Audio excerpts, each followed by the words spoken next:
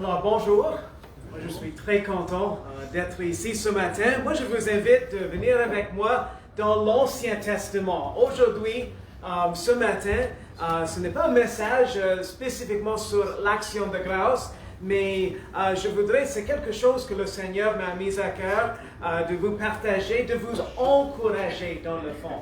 Parce que je ne sais pas si vous êtes comme moi, mais c'est toujours une bénédiction de recevoir un encouragement, n'est-ce pas? Comme dans le chemin. Et ce matin, c'est ce que je voudrais faire. Je voudrais juste vous encourager comme à continuer. Même dans la parole de Dieu, il y a des moments où l'apôtre Paul, comme on vient d'entendre parler de l'apôtre Paul, qui avait encouragé le peuple qui avait bien commencé de continuer à bien courir la course qui était devant eux. Alors, dans un certain sens, je voudrais faire la même chose.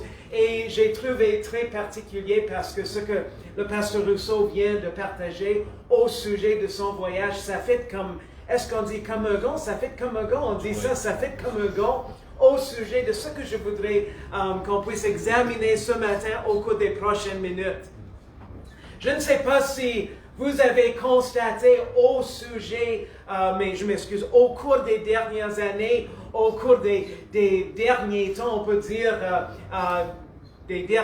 dans cette génération, mais est-ce que vous avez constaté à quel point le monde n'aime pas prendre de la responsabilité? Est-ce que vous avez constaté? Est-ce que je suis le seul ou est-ce que vous avez bien constaté ça? Oui.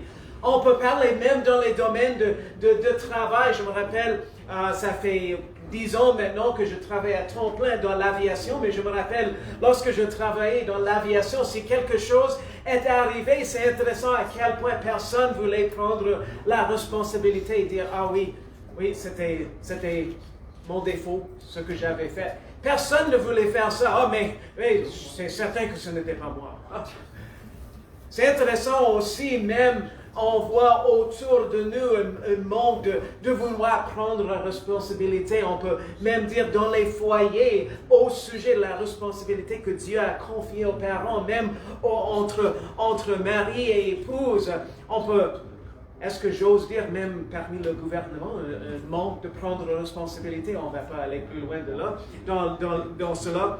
Mais moi, je vous encourage ce matin à examiner avec moi 4 responsabilités que je constate dans l'Ancien Testament, mais également qui nous sont également présentées dans le Nouveau Testament. Mais on va les regarder dans l'Ancien Testament.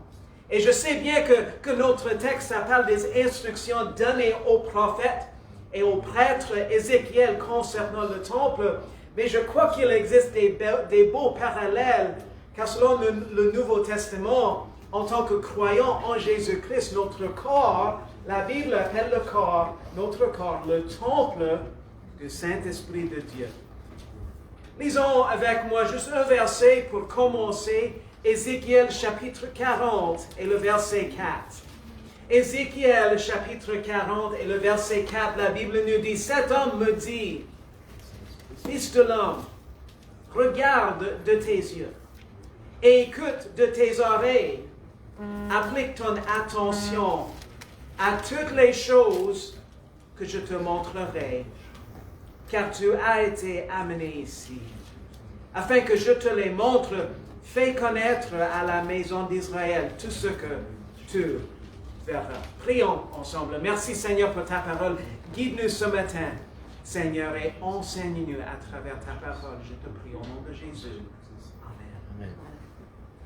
Ce que je voudrais qu'on puisse examiner au cours des prochaines minutes, c'est notre responsabilité envers la parole de Dieu. Et on peut se demander, c'est quoi notre responsabilité? Je crois qu'on en trouve 4 dans ce verset que je voudrais qu'on puisse comme décortiquer. Je viens d'apprendre ce mot, je trouve que c'est un bon mot. Décortiquer au cours des prochaines minutes ensemble. La première chose, la première instruction, je voudrais qu'on puisse examiner, c'est cette instruction, regarde de tes yeux. Regarde de tes yeux. Cet ordre, cette instruction aux prophètes, aux prêtres, Ézéchiel en Israël, ça apporte l'idée d'étudier d'examiner l'instruction qui va suivre. Lorsque je considère cette instruction donnée à Ézéchiel, ça me fait penser à une instruction qui était donnée à Timothée, un jeune pasteur. Timothée, venez avec moi, gardez votre place en Ézéchiel, mais venez avec moi dans 2 Timothée, chapitre 2. Dans le Nouveau Testament, 2 Timothée, chapitre 2. On a les Thessaloniciens, 1 et 2 Thessaloniciens, et ensuite on a 1 et 2 Timothée. C'est 2 Timothée, chapitre 2, et le verset 15. Et la Bible nous dit, « Efforce-toi de te présenter devant Dieu comme un homme éprouvé, un ouvrier qui n'a point à rougir, qui dispense droitement la parole de la vérité. » Les mots « efforce-toi », ces mots nous sont donnés dans l'impératif. Et c'est un ordre et ça porte même l'idée d'étudier, d'examiner, de regarder de tes yeux. C'est un commandement qui nous est donné. Et c'est quoi l'objectif? L'objectif nous est également donné dans 2 Timothée, chapitre 2. Non, j'ai laissé ma place, mais je vais juste retourner dans 2 Timothée, chapitre 2, parce que l'objectif nous est donné également dans 2 Timothée 2,15, afin, je m'excuse, je vais trouver ma place, de présenter devant Dieu comme un homme éprouvé, un ouvrier qui n'a point à rougir, qui dispense droitement la parole de la vérité. Un ouvrier qui n'a point à rougir. Donc, sans honte devant le Seigneur. Regarde de tes yeux. Que ferons-nous de cet ordre, de cette instruction? Regarde de tes yeux. Examinez, étudiez. Est-ce que nous prenons au sérieux notre responsabilité envers la parole de Dieu? C'est y regarder, de l'étudier, de l'examiner, afin d'être un ouvrier éprouvé devant Dieu, irréprochable devant Dieu. Je ne sais pas si vous avez déjà eu une telle expérience, mais de devoir apprendre quelque chose de nouveau. Disons quelque chose peut-être à un certain âge que vous avez dû apprendre même de quelqu'un qui était plus jeune de vous. Et il vous fallait bien écouter, bien regarder, je m'excuse, de tes yeux pour apprendre la façon de faire. Je me rappelle lorsque j'ai fait mes cours de pilote à Moncton. Ça fait 20 ans maintenant que j'ai fait mes cours de pilote. Mais je me rappelle lorsque j'ai fait mes cours de pilote, c'était avec l'instructeur. L'instructeur était plus jeune que moi. Mais il me fallait bien regarder de mes yeux. Je me rappelle souvent, l'instructeur me disait « Hey, regarde ça ». Et c'est intéressant, juste dernièrement, on a fait un voyage d'évangélisation dans le Nord. Je ne sais pas, est-ce que quelqu'un connaît où se trouve la base du radar? C'est tout près de Parent. Est-ce que vous connaissez où se trouve Parent? C'est un beau petit coin. C'est assez reculé, mais on est allé pour témoigner aux gens, pour faire un voyage d'évangélisation. Et le monsieur qui m'a accompagné, c'est quelqu'un qui étudie le français pour aller comme missionnaire en Côte d'Ivoire. Mais moi, je lui ai dit, hey, mon frère, si vous voulez prendre les contrôles, vous êtes les bienvenus de prendre ça. Il m'a dit, à quoi est-ce qu'il me faut regarder? Parce qu'il y a comme 6 instruments principaux. Il y a un autre couplet, et ensuite on a les gauges aussi du moteur, et aussi on a un GPS, et on a une carte qui se déplace, qui bouge. Il m'a dit, à quoi est-ce que je dois regarder? Il m'a dit, je n'en reviens pas à combien de gauges il y a à regarder. C'est quoi l'affaire principale? J'ai dit, mais pour toi, moi je vais moniteur, est-ce que je peux dire ça? Je vais continuer à regarder les instruments du moteur, mais surtout si toi tu regardes le GPS et si tu suis la belle ligne rose, ça va nous amener la plus directe à notre destination. Alors, lui, il a suivi la belle ligne rose pour nous amener à notre destination. Et j'ai dit également, gardez l'œil sur votre altitude aussi. Parce qu'on est censé de maintenir 5500 pieds. Donc, gardez l'œil sur l'altimètre et sur le GPS. Et dit, OK, ça simplifie les choses. Si toi, tu regardes tous les autres, moi, je vais regarder ces deux. Mais c'est intéressant, même jusqu'avec ces deux instruments, ces deux choses, le GPS et l'altimètre, il disait, ça prend de concentration pour bien les regarder, pour les maintenir la bonne altitude et pour également garder cette ligne droite, de bien suivre cette ligne droite, de ne pas tomber ni à gauche ni à droite. Et c'est intéressant, je me rappelle lorsque je faisais mes cours de pilote, l'instructeur, il disait, regarde à tes instruments. Regarde à tes instruments. Et même lorsque je faisais des virages, etc., il disait, hey, est-ce que tu regardes à ton instrument? Moi, je vous pose une question ce matin. On a notre instrument de base, on peut dire ici. Notre instrument de la vie. Moi, je vous demande, à quelle fréquence est-ce que vous regardez à cet instrument? Cette manuel, comme notre frère Pasteur Rousseau vient de nous dire, cette manuel pour la vie chrétienne. À quelle fréquence est-ce que vous y regardez? Pour votre instruction, pour votre guide, également pour vous convaincre dans la justice aussi, pour vous convaincre du péché aussi.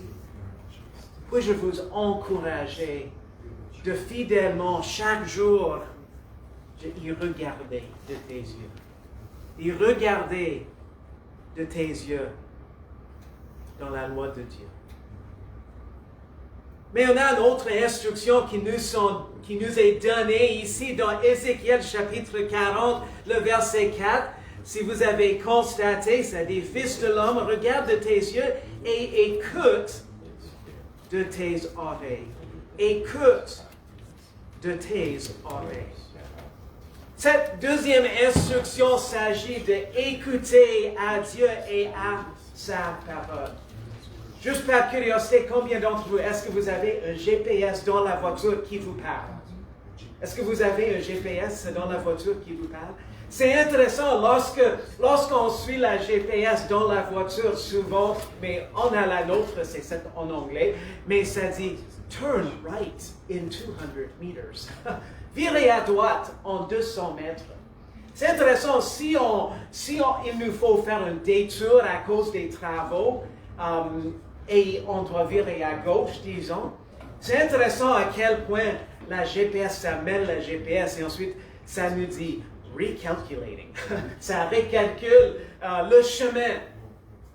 Mais c'est intéressant, qu'est-ce qui arrive, disons pour un GPS, qu'est-ce qui arrive lorsqu'on ne suit pas les directions qui nous sont données pour trouver notre destination?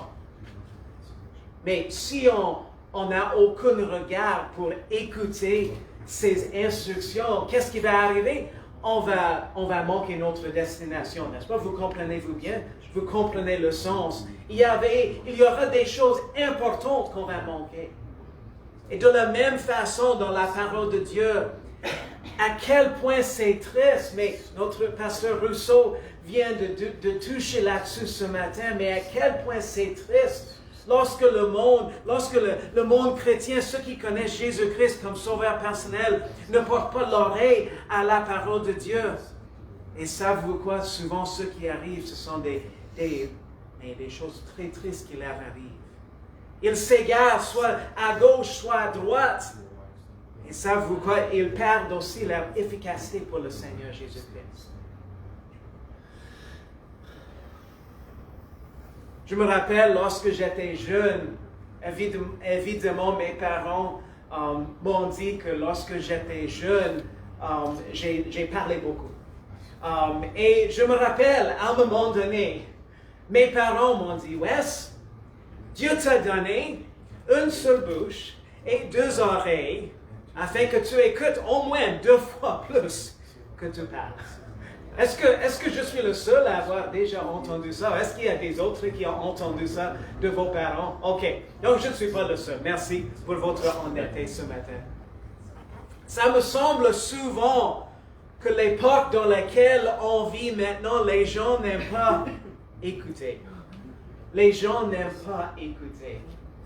Même juste dernièrement, lorsque je pilotais, j'étais avec le centre de Montréal. J'étais suivi par le centre de Montréal. Et à un moment donné, le contrôleur aérien a dû réprimander quelqu'un pour ne pas avoir écouté l'instruction qui lui était donnée. Ça me semble aujourd'hui, les gens n'aiment pas écouter, ni au conseil, ni à de l'instruction, mais préfèrent agir selon leur propre désir, selon leur propre plaisir charnel.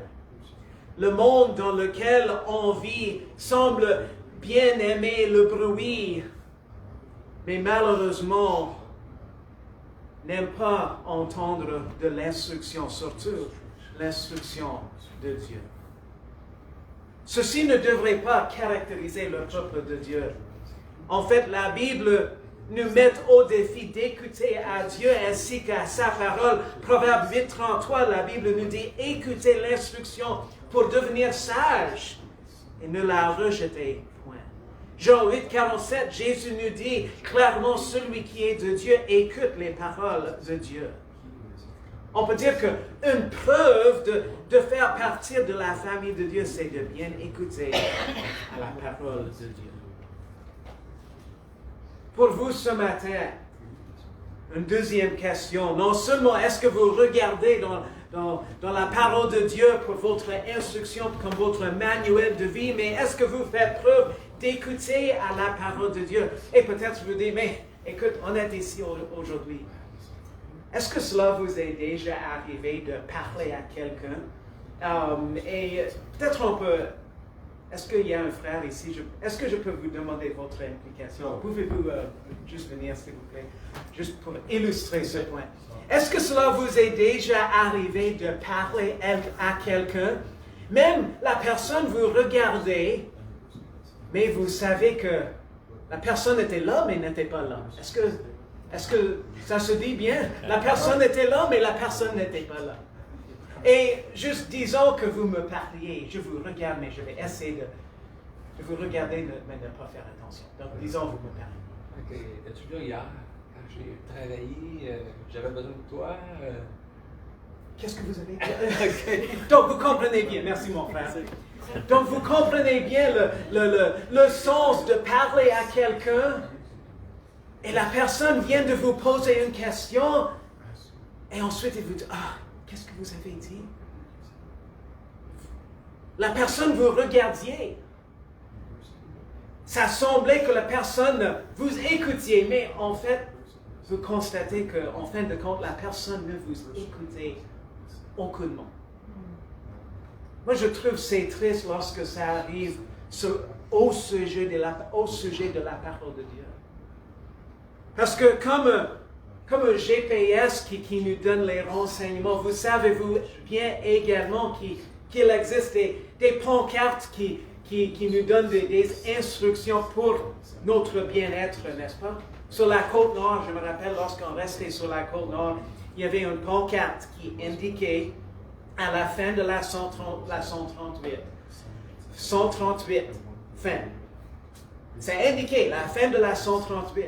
Et après, je crois que si je me rappelle correctement, il y avait une autre pancarte qui indiquait danger, je ne me rappelle pas, un fossé ouvert, quelque chose comme ça, parce que le chemin s'est allé jusqu'à un certain point et ensuite ça a coupé parce qu'ils attendaient la construction d'un pont.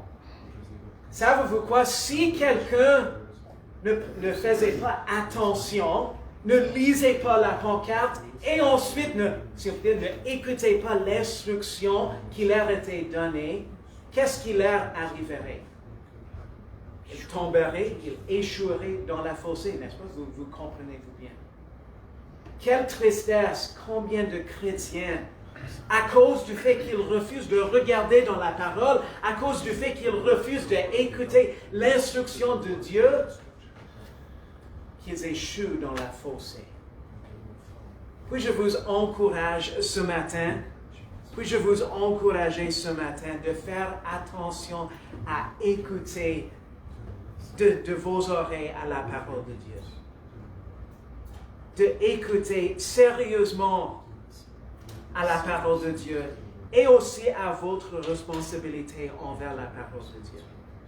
Ça va nous sauver de bien de mal, mais également ça va continuer à vous guider dans la vérité.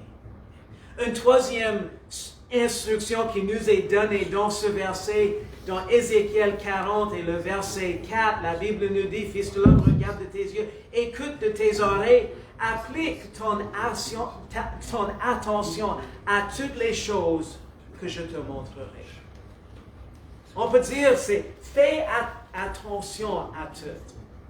Cette troisième instruction donnée par Dieu à Ézéchiel, il s'agit de faire attention à l'enseignement. En fait, d'y obéir à tout ce que Dieu allait lui montrer. Souvent, on pourrait être bon à examiner, bon à étudier, bon à regarder, même peut-être bon à écouter, mais de ne pas mettre ça en pratique. De ne pas mettre l'instruction en pratique. Je vais juste vous donner un petit exemple dernièrement que mon épouse m'avait donné. Moi, je ne suis pas très techno. Moi, je dis chapeau à notre frère Pasteur Rousseau. Il connaît la technologie.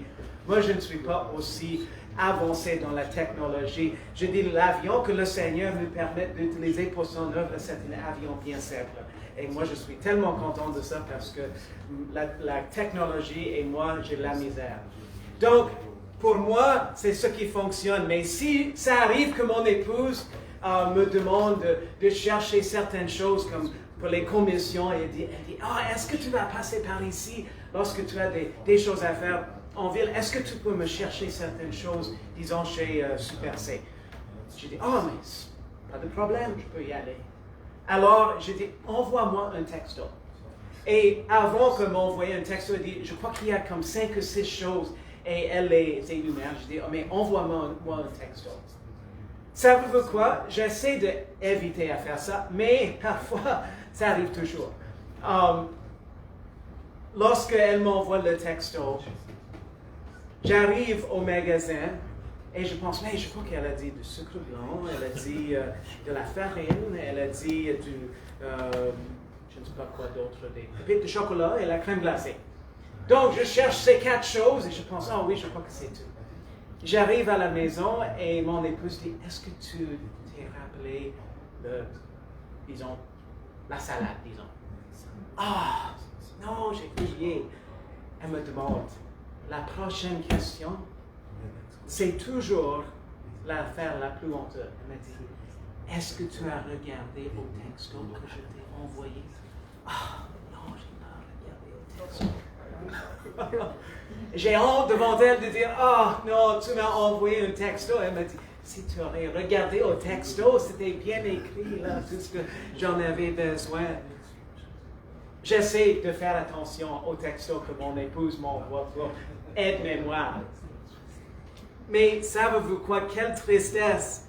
Lorsque Dieu nous donne ses instructions dans sa parole, lorsqu'on peut bien écouter à sa parole, mais lorsqu'on ne met pas sa parole en pratique. Quel dommage! Je crois que c'est pour cette raison que Dieu parle à Ézéchiel au sujet de faire attention, d'obéir à tout ce qu'il lui a montré. Dans le Nouveau Testament, Jésus nous parle de cette même vérité importante dans Luc chapitre 11. Il dit, mais plutôt, reprit Jésus, heureux ceux qui écoutent la parole de Dieu et qui la mettent, est-ce que vous pouvez terminer le verset, et qui la mettent en pratique. En pratique. Parfois, il arrive aussi qu'on devient, malheureusement, ça peut arriver. Dernièrement, j'ai rencontré un chrétien comme ça, mais un chrétien qui est devenu, ça veut dire, irrité d'une certaine instruction de la parole de Dieu. La Bible nous en parle à ce sujet, de mettre en pratique l'enseignement. Venez avec moi, gardez votre place dans Ézéchiel, mais venez avec moi dans le Nouveau Testament, dans Jacques, chapitre 1, s'il vous plaît. Jacques et chapitre 1. Jacques chapitre 1. Dans les versets 22 à 25, la Bible nous en parle de mettre en pratique la parole de Dieu. Et ça nous encourage dans ce sens aussi de ne pas comme nous irriter contre son enseignement. La Bible nous dit dans Jacques 1, 22 à 25, mettez en pratique la parole et ne vous bornez pas à l'écouter en vous trompant vous-même par de faux raisonnements. Car si quelqu'un écoute la parole et ne la met pas en pratique, il est semblable à un homme qui regarde dans un miroir son visage naturel et qui, après s'être regardé, s'en va et oublie aussitôt quel il était. Mais celui qui aura plongé le regard dans la loi parfaite, la loi de la liberté, qui aura persévéré, n'étant pas un auditeur oublieux, mais se mettant à l'œuvre, celui-là sera heureux dans son activité. Puis-je vous encourager ce matin, non seulement de regarder à la parole de Dieu, d'écouter de vos oreilles à la parole, mais faire attention à tout mettre en pratique la parole de Dieu. Mettre en pratique la parole de Dieu. Combien d'entre vous, est-ce que vous aimez, je crois qu'on dit dans le bon québécois, de la bonne bouffe. Est-ce que je crois que c'est la façon dont on dit de la bonne cuisine? La bonne cuisine, non? Est-ce qu'on peut dire ça? La bonne bouffe. La bonne bouffe, ok. Mais savez-vous quoi? Si ça arrivait que vous arriviez à disons, des amis qui vous invitent pour le souper, disons que vous arriviez à la maison et peut-être vous dites, ah oui, ce couple-là, c'est un couple qui est vraiment bon dans la cuisine. Si vous arriviez là, et sur la table, il n'y avait rien que de la farine, un petit peu de sel, un petit peu de sucre, des œufs, du fromage et des tomates, et peut-être vous dites, ok, qu'est-ce qu'on mange? Oh, mais écoutez, on connaît la cuisine. Mais savez-vous quoi? On allait manger les omelettes. Est-ce qu'on peut dire les omelettes en français? Ça se dit bien. On allait manger des omelettes avec des crêpes pour le repas. Alors, c'est tout devant nous ici. Mais savez-vous quoi? Probablement vous leur diriez, mais écoutez, vous avez tous les ingrédients, mais vous ne les avez pas préparés comme il faut, cuisinés comme il faut, pour que ça devienne le repas qu'on puisse manger. Dans le même sens, malheureusement, ça arrive que les chrétiens, ils regardent, ils écoutent, ils ne mettent pas en pratique, ils ne fassent pas attention à la parole pour mettre en pratique la parole. Est-ce que vous faites attention à la parole? Est-ce que vous mettez en pratique la parole de Dieu? Est-ce que vous prenez au sérieux votre responsabilité envers la parole de Dieu et la mettre en pratique? D'y faire attention. La dernière instruction, c'est intéressant que Ézéchiel, ça nous donne dans Ézéchiel 40, le verset 4, une quatrième instruction. On vient de lire, applique ton attention à toutes les choses que je te montrerai, car tu as été amené ici afin que je te les montre. Fais connaître à la maison d'Israël tout ce que tu verras. Fais connaître. C'est intéressant qu'Ézéchiel avait reçu cette instruction de faire connaître tout ce que Dieu allait lui montrer. Dieu voulait que tous en Israël connaissent son plan et connaissent sa gloire aussi.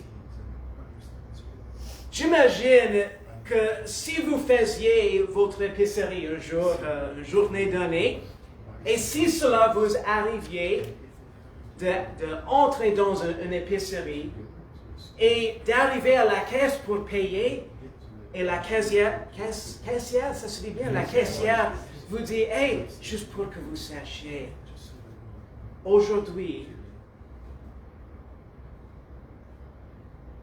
toutes les épiceries, toute la nourriture, c'est gratuit. Donc, votre compte, vous avez 0 à payer. Et c'est une quantité illimitée. Donc, vous pouvez sortir avec 5 paniers pleins de stock et ça coûterait rien. Juste par curiosité, je sais que c'est une situation hypothétique, mais juste par curiosité, si cela vous est arrivé, disons 8h30 le matin, est-ce que vous auriez pris votre téléphone pour dire « Hey, savez-vous quoi, mon bon ami, si vous allez chez une telle épicerie, vous allez pouvoir faire votre magasinage gratuitement. » Est-ce que vous allez publier ça? J'imagine que si vous êtes des bons amis, vous allez bien publier ça. Vous dites, hey, vous pouvez bien économiser pour la bonne bouffe pour votre visite tantôt. Là. Encore plus raison qu'on a, comme Pasteur Rousseau vient de mentionner tantôt, encore plus raison qu'on a d'annoncer le sujet le plus important, celui de votre âme sauvée par Jésus-Christ pour l'éternité. Votre vie changée par la grâce de Dieu et par l'œuvre du Saint-Esprit dans votre vie. Le Nouveau Testament nous parle souvent au sujet du fait que les âmes sont précieuses à Dieu, sont précieuses à notre Seigneur et Sauveur. 2 Pierre 3,9 nous le dit, le Seigneur ne tarde pas à l'exécution de sa promesse comme quelques-uns croient qu'il y ait du retard, mais il use de patience envers nous. Ne voulons point qu'aucun périsse, mais que tous arrivent à la repentance. Proverbe chapitre 11, le verset 30, le sage gagne les cœurs. Et Romains 1,16, car je n'ai point honte de l'Évangile, car c'est la puissance de Dieu pour le salut de tous ceux qui croient, du juif d'abord, du grec ensuite. Et Acte 1,8, dans ce verset, Jésus nous dit, vous serez de témoins tant à Jérusalem que dans toute la Judée, la Samarie, jusqu'aux extrémités de la terre. Juste pour vous demander quelque chose ce matin. Comment est-ce que vous vous impliquez à tout faire connaître au monde qui vous entoure? Vous savez-vous bien que peut-être votre milieu de travail, peut-être le milieu de votre étude, peut-être votre milieu de les gens que vous croisez, même peut-être dans votre bloc appartement, ça se peut que le seul témoignage qu'ils vont pouvoir avoir du Seigneur Jésus-Christ, que ça vient à travers vous. Peut-être le récit que j'aime le plus au sujet de partager, de tout faire connaître au sujet du Seigneur, c'est le récit de l'homme gadarénien. Je crois que c'est la bonne façon de prononcer ça, gadarénien. Vous rappelez-vous bien que dans Luc, cela nous est raconté que l'homme gadarénien, il a été possédé par les démons. Et vous rappelez-vous aussi que l'homme gadarénien, après qu'il a été délivré de cette possession de démons, il voulait accompagner Jésus, il voulait aller avec Jésus. Et vous rappelez-vous bien que ses compatriotes ne voulaient rien savoir de Jésus-Christ. En fait, ils disaient, éloignez-vous de nous. Savez-vous quoi, dans Luc chapitre 8, Jésus disait à l'homme gadarénien, retourne dans ta maison. Raconte les grandes choses que Dieu t'a faites. Il s'en alla donc, publiant par toute la ville tout ce que Jésus avait fait en sa faveur. Imaginez-vous pour cet homme qui voulait tant pouvoir aller avec Jésus. Jésus qui l'avait sauvé, Jésus qui l'avait délivré. Et Jésus disait, reste ici, retourne dans ta maison, retourne dans ta ville et publie la grandeur de ce que Dieu t'avait fait. Je ne sais pas, mais j'imagine que les compatriotes de sa ville, Gadarène, j'imagine que ces gens qui ont connu cet homme possédé par les démons, cet homme qui était comme fou, j'imagine que son témoignage aurait eu un grand impact sur eux. son témoignage de ce que Jésus lui avait fait, cette transformation. Je peux presque imaginer, je n'étais pas là, mais je peux presque imaginer peut-être la crainte et la peur des gens, des résidents dans sa ville ou à son sujet. Ne sachant ce qu'il allait faire, ne connaissant s'il allait être comme ragé envers eux à cause des démons. Mais il est resté. Il a publié ce que Dieu lui avait fait. Tout ce que Dieu lui avait fait, il a fait connaître. Moi, je vous demande ce matin, comment est-ce que vous vous impliquez à tout faire connaître au sujet de votre Sauveur? Vous êtes la lumière du monde. Faites connaître tout ce que Jésus-Christ nous avait fait. Tout ce que Dieu a fait pour vous. Qu'est-ce que vous faites de ces ordres, de ces instructions qui nous sont données ici dans la parole de Dieu? Est-ce que vous prenez au sérieux votre responsabilité envers la parole de Dieu? De faire connaître aux autres, de bien mettre en pratique la parole de Dieu, de bien écouter son instruction et de y regarder. C'est intéressant, cela nous est déjà arrivé, mais lorsque nos enfants étaient plus jeunes. Mais parfois, ça arrive que quelque chose se brise. Vous comprenez-vous bien? Quelque chose se brise et peut-être vous demandez, comment est-ce que cela est arrivé? Oh, on ne sait pas, maman. On ne sait pas, papa. Aucune idée. Mais c'est sûr que ça ne se brise juste lui-même.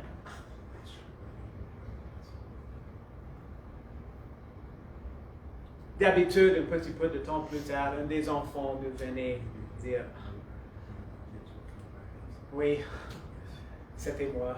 Je l'avais touché par hasard. Je l'avais brossé. Je l'avais fait l'enverrer par hasard et ça a brisé. Savez-vous quoi? Le monde n'aime pas prendre responsabilité. Mais Dieu nous a donné dans sa parole des responsabilités comme réponse à sa parole. De bien regarder, de bien écouter, de mettre en pratique et de tout faire connaître ce que Christ vous avait fait. Comment est-ce que vous prenez vos responsabilités? Est-ce que vous les prenez au sérieux? Moi, je vous encourage de prendre au sérieux l'œuvre que le Seigneur vous a confiée. Ne lâchez pas, ne fatiguez pas là-dedans, mais prenez au sérieux afin qu'on soit des ouvriers, non pas devoir nous rougir devant le Seigneur. Merci Seigneur pour ta parole. Merci Seigneur pour ces instructions que tu nous donnes. Merci aussi pour même ces responsabilités qu'on a devant ta parole, Seigneur.